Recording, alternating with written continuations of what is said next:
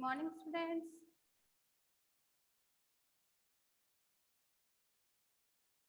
आवाज आ रही है?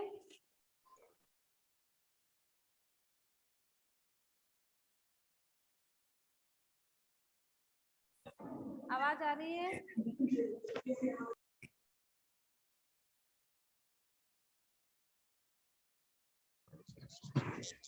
आवाज आ रही है क्या? Yes ma'am. Good morning everyone. Good morning good ma'am. Morning ma'am. हाँ, तो हमने इससे पहले गुड मॉर्निंग मैम। हमने इससे पहले 4 श्लोक पढ़ लिए थे ना? Yes ma'am. चारों याद हो गए? चारों याद हो गए? Yes or no? No ma'am. नहीं याद हुए? Yes ma'am. No ma'am. नहीं याद हुए? किसको? तनिषा को? Yes ma'am.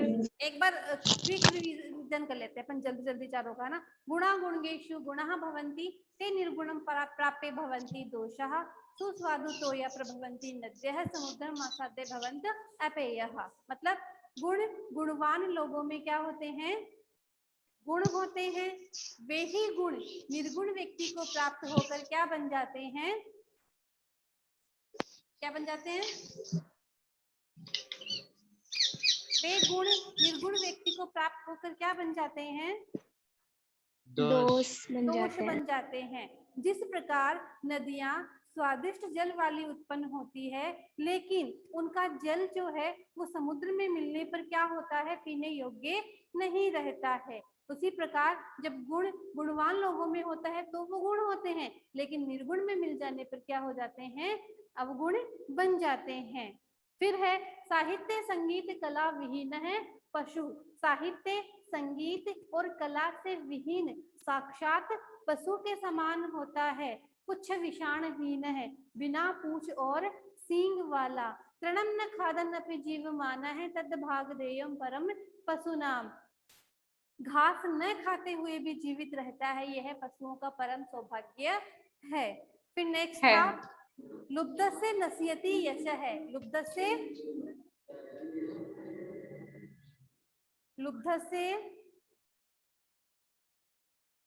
लोभी व्यक्ति का नश्यति नष्ट हो जाता है, यश है यश। पिसुन से मैत्री और चुगलखोर की क्या नष्ट हो जाती है? मित्रता नष्ट हो जाती है। नष्ट क्रिया से कुलम, और जिसकी क्रिया ही नष्ट हो गई है उसका कुल नष्ट हो जाता है। अर्थ परस से धर्म है, और जिसको केवल धन से ही मतलब है उसका धर्म नष्ट हो जाता है। विद्या फलम व्यसनी न है, और जो व्यसनी लोग हैं, जो बुरी लत वाले लोग हैं, उनका क्या नष्ट हो जाता है? विद्या फल नष्ट हो जाता है। कृपण से सौख्यम, और कंजूस व्यक्ति का क्या नष्ट हो जाता है? सुख नष्ट हो जाता है।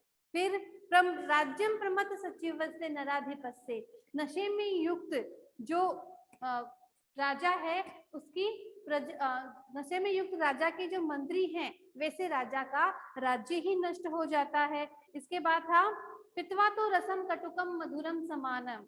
कड़वा और मधुर रस समान रूप से पीकर मधुमक्खियां केवल मधुरता को ही उत्पन्न करती है। उसी प्रकार संतस्तथे, उसी प्रकार संत भी श्रुत्वा वचनम सज्जन दुर्जनानाम, सज्जनों और दुर्जनों के वचन को सुनकर मधुर सुक्त रसम ही सृजयन्ते, मधुर सुक्तियों का ही निर्माण करते हैं।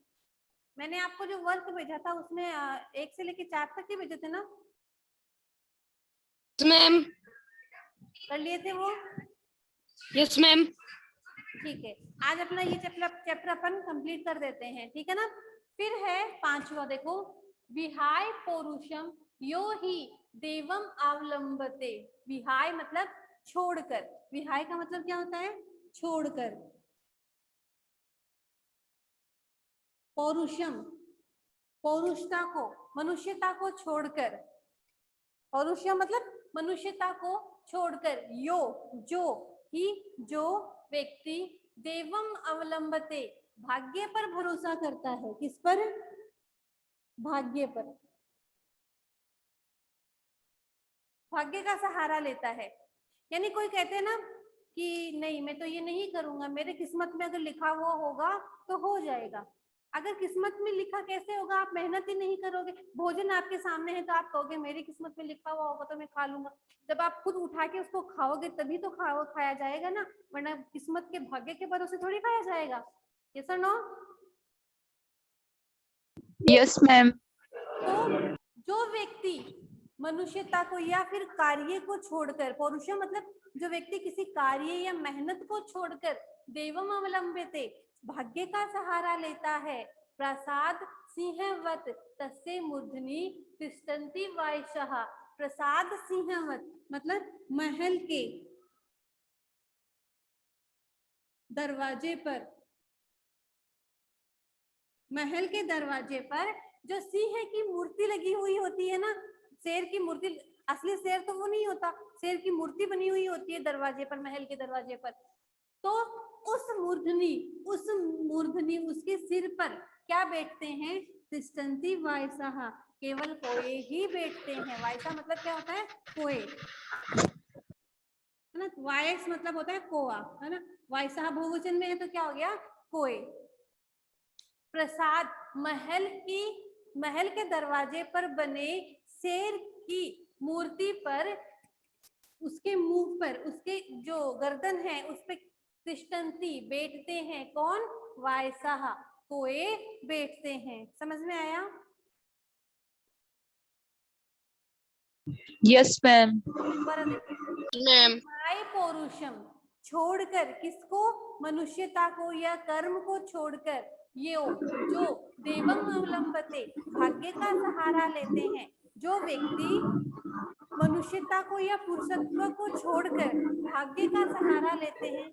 ये आवाज किसकी आ रही है बीच में? भाग्य का सहारा लेते हैं उन व्यक्तियों के प्रसाद सिंहवत महल। प्रसाद मतलब क्या होता है? देखो दो चीज होते हैं, एक तो प्रसाद होता है, इसका मतलब क्या होता है? प्रसाद का मतलब क्या होता है?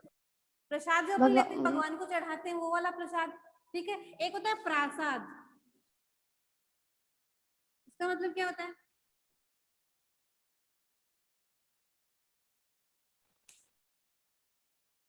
एक तो होता है प्रसाद, एक होता है प्रासाद। इसका मतलब होता है महल। क्या होता है? महल। ये आगे चल के आएंगे आपके समान मतलब वर्ड समान है लेकिन उनका अर्थ अलग अलग है। जैसे मैंने आपको पहले करवाया भी था एक बार, निर्माण और निर्वाण में क्या अंतर है?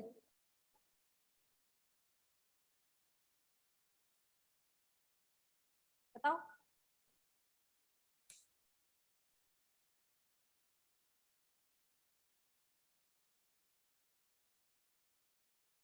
पता है क्या? अनल और अनिल में क्या अंतर है?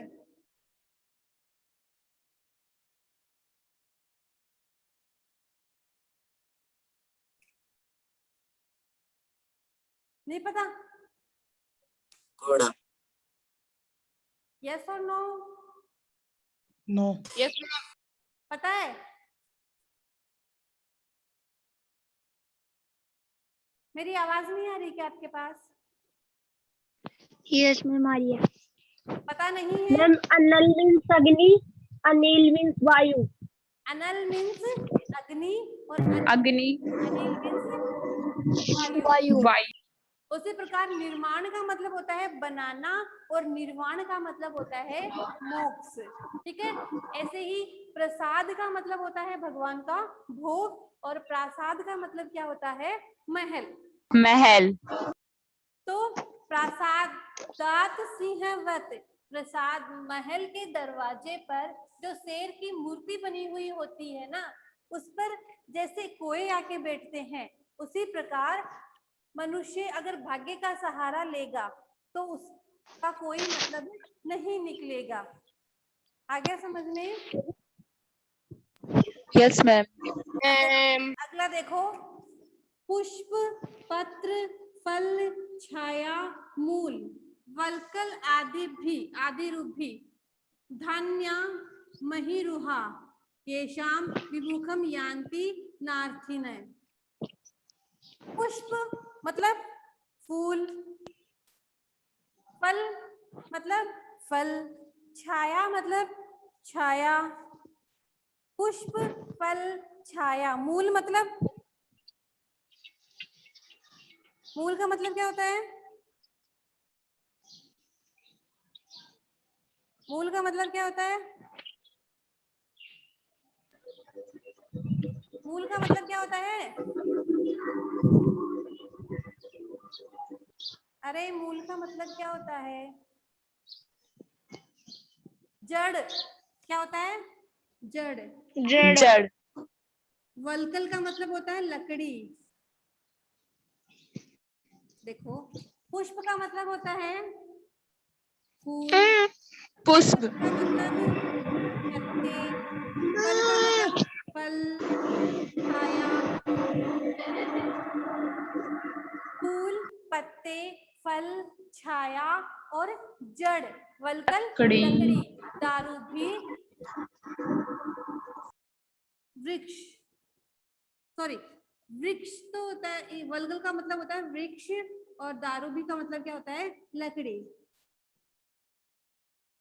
और लकड़ी से युक्त वृक्ष जो है वो